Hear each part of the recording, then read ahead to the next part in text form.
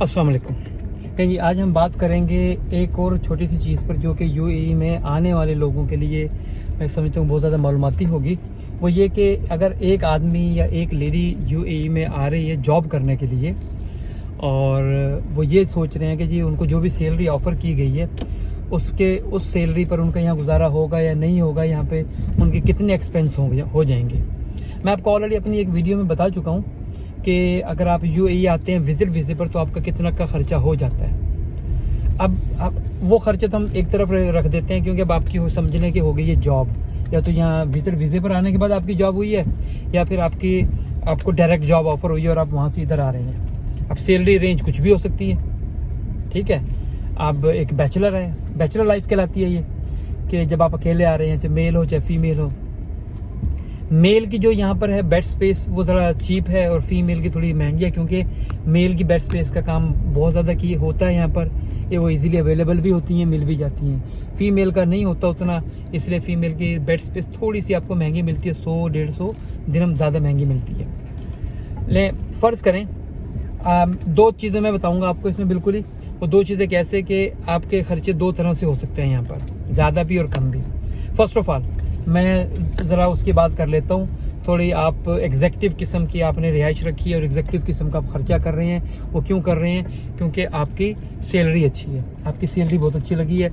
अच्छी से मुराद मैं ये कह देता हूँ कि +5000 आपकी सैलरी लगी हुई है और आप ये समझ रहे हैं कि मैं अभी अपनी फैमिली अफोर्ड नहीं कर सकता क्योंकि आपकी कैलकुलेशन आपको इजाज़त नहीं दे रही, क्योंकि आपको अभी पता नहीं है। चलें 5000 आपकी सैलरी है, तो अब जब आप यहाँ आ गए हैं तो जहन में रखिएगा, क्योंकि वीज़े वगैरह का खर्चा तो आपकी कंपनी ने कर दिया है, लेकिन जो दूसरे खर्चे जो एक्सपेंस है आपके कितने हो गए मंथली एक्सपेंस। एग्जेक्टिव किस्म की आपकी जब बेड स्पेस है तो ये हो सकता है कि आपकी मिनिमम 700 दिरहम तो आपके सिर्फ बेड स्पेस पर ही चले जाएँ। उसमें एग्जेक्टिव किस्म की कैसी होगी कि उसमें 2 या मैक्सिमम 3 लोग रह रहे होंगे उस बेड स्पेस एरिया में। आपको एक कमरा मिल जाता है ऑनर की तरफ से और आप उसके अंदर ईज़िली 2 या 3 लोग होते हैं। 700 दिरहम ये हैं, और इन 700 दिरहम के अंदर कोई तो आपको ऑफ़र कर देगा हर चीज़ की और कुछ लोग आपको हर चीज़ ऑफ़र नहीं करेंगे। हो सकता है कि 700 दिरहम के बाद आपको बिजली के बिल में भी शेयर देना पड़े और इंटरनेट के बिल में भी शेयर देना पड़े,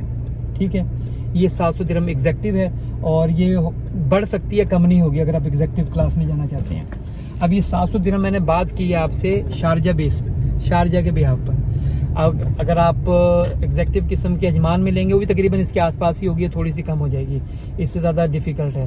लेकिन ये जो 700 दिरहम मैं बता रहा हूँ शारजा के हर एरिया में ऐसा नहीं है। ये हो सकता है कि आपको ये 800 में भी एग्जेक्टिव किस्म की बेड स्पेस मिले, 900 में मिले या 1000 दिरहम में भी बेड स्पेस मिल सकती है एग्जेक्टिव किस्म की, क्योंकि आप अकेले रहने में या मैक्सिमम 2 लोगों में रहना पसंद तरजीह कर रहे हैं, तो इसलिए इतना होगा।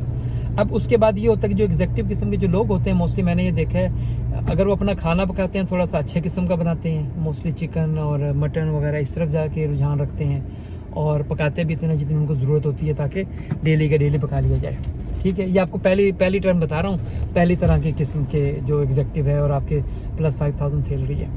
तो 1000 तो आपका समझ लो 700 से लेकर 1000 के दरमियान आपका रेंट चला गया है। अब उसके बाद आ गया है खाने पीने का।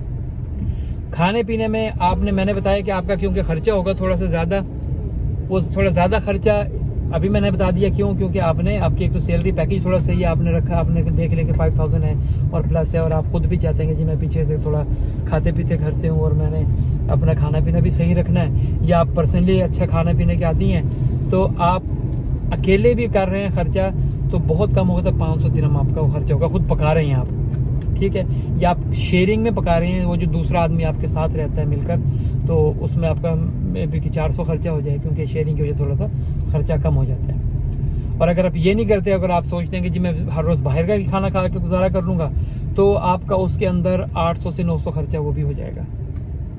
अब 800 लगा लें तो 1000, मैंने 800 मिक्स करता हूँ, मैं आपको दुबई शारजा और अजमान की बात करता हूँ कि 800 1600 दिरहम आपका खाना और रहने पीने पे चला गया।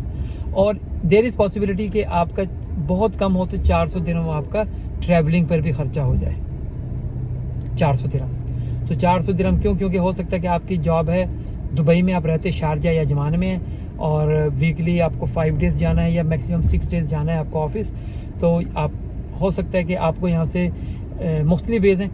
अगर आपने यहाँ से वो ली पिक एंड ड्रॉप वाले, जो काफ़ी लोग होते हैं जो ऑफिस खुद जा रहे होते हैं, वो कहते हैं कि यार मैं अकेला भी तो जा रहा हूँ, मैं किसी को साथ रख लूँ आना जाना, तो उस तरह के अगर आपको आप अरेंजमेंट करते हैं, ये हो सकता है वो आपको वो वाली थोड़ी महंगी पड़ेगी, क्योंकि अब एग्जैक्टिव में आ गई ना वो, अब हो सकता है 700, 800, 1000 में आपको महीना वो पड़े। लेकिन अगर आप बसेस में या मेट्रो में सफ़र करना पसंद करते हैं तो 400 से 500 का खर्चा वो भी है अब आपका। तो अब ये टोटल कितना हो गया, 1600 और 500 तकरीबन 2100, 2000 के आसपास आपका खर्चा होगा। तो बकिया जो 3000 है वो आपको ईजिली बच जाएंगे।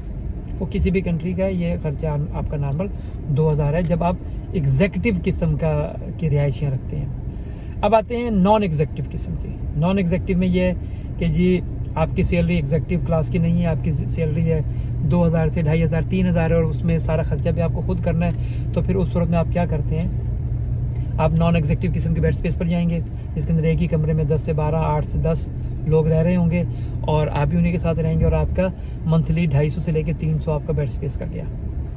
आपका खाना पीना वो नहीं है जितना अभी मैंने एग्जेक्टिव का बताया है। आपका खाना पीना हो रहा है, नाश्ता कर लिया 1-2 दिनम का, और दिन के टाइम का एक टाइम का खाना है तो खुद बाहर से लेकर खा लिया, या वो कंबाइन पकाते हैं उसमें पकवा लिया, तो उसमें आपका 150 के आसपास खर्चा वो भी हो जाएगा। तो आपने अभी क्या किया, 300 का रहने का खर्चा दिया, 150 को छोड़ो 200 खर्चा लगा दो खाने पीने का, 500 का आपने खर्चा किया। और जो लोग ये 2-2500, 3000 सैलरी वाले लोग होते हैं, ये मोस्टली रहते अपने काम के आसपास हैं। अब फिर भी एक एन एस्टिमेशन लगा लें कि आप कहीं दूर रहते हैं और आपको डेली आना जाना पड़ता है, तो 400 आप वो भी ऐड कर लें, 500 कर लें। इनके 500 आप ये कि खुद भी खाया पिया, ये सब कुछ काम किया, ये सब कुछ आपने कर लिया, तो इस वजह से अब आपका 1000 इसमें निकल गया, क्योंकि आपने नॉन एग्जेक्टिव किस्म की चॉइस की है रहने की। तो अब यहाँ पे आपने देख लिया 2 तरह के तरीके से रह सकते हैं, एक एग्जेक्टिव किस्म के तरीके से रह सकते हैं, एक है नॉन एग्जेक्टिव तरीके से। और जो एग्जेक्टिव तरीके वाला मैंने आपको अभी बता दिया, वो वही बता दिया कि जो एग्जेक्टिव है जिसकी 5-6 हज़ार सैलरी है, वो चाहे तो वो भी 1000 दिरहम में अपना गुजारा कर सकता है यहाँ पर, और चाहे तो वो ना भी करे 1000 दिरहम में, वो कम में भी गुजारा कर सकता है। अभी मैंने आपको नॉन एग्जेक्टिव तरीका समझा दिया आपको उसका, ठीक है। तो ये वो चीज़ है कि 2 तरह की आप यहाँ रिहाइश कर सकते हैं, और आप 2000 दिरहम में, 2100 दिरहम में भी गुजारा कर सकते हैं, और आप 1000 दिरहम में भी पूरा महीना यहाँ गुजार सकते हैं। लेकिन ध्यान में रखिएगा, जब आप 1000 दिरहम में गुजारा कर रहे हैं, आपने मुंह को रबर बैंड या जिप लगाई हुई है, आपका खर्चा बहुत टाइट है, टाइट होके आप करते हैं, बहुत देखभाल कर खर्चा कर रहे होते हैं। लेकिन जब आप थोड़ा शहनशाह की तरह जाएंगे तो 2 से 2500 में आप बड़ा अच्छा महीना गुजार सकते हैं। और ये खर्चे आपको करने ही करने होते हैं यहाँ पर, जब आप यहाँ रहने के लिए आते हैं यूएई में। क्योंकि बाद लोग शुरू में डरते हैं, क्योंकि वो कहते हैं वो 1 दिरहम, मैंने 1 दिरहम की चाय पी ली, पाकिस्तानी 80 रुपये की मैंने चाय पी ली, वहाँ तो हम चाय पीते ही नहीं थे। तो यहाँ पे तो एक ट्रेंड है बैचलर के लिए कि चाय बहुत ज़्यादा पी जाती है। तो इन चीज़ों का खास ख्याल रखिएगा। ये वो खर्चे हैं जो आपको यहाँ रहते हुए करने ही करने हैं, ठीक है जी। आपको मेरी वीडियो कैसी लगी, मालूमाती थी या नहीं थी, मुझे ज़रूर बताइएगा इंशाल्लाह कमेंट में भी, और आप मुझसे व्हाट्सएप के थ्रू भी रब्ता कर सकते हैं। मेरा नंबर डिस्क्रिप्शन में अवेलेबल है। किसी भी टाइम में कोई भी आपको मालूमात चाहिए किसी भी चीज़ से, मैं इंशाल्लाह आपको ज़रूर बताऊँगा। अपना और अपने आसपास के लोगों का ख्याल रखिएगा, दुआ में याद रखिएगा। अस्सलाम वालेकुम।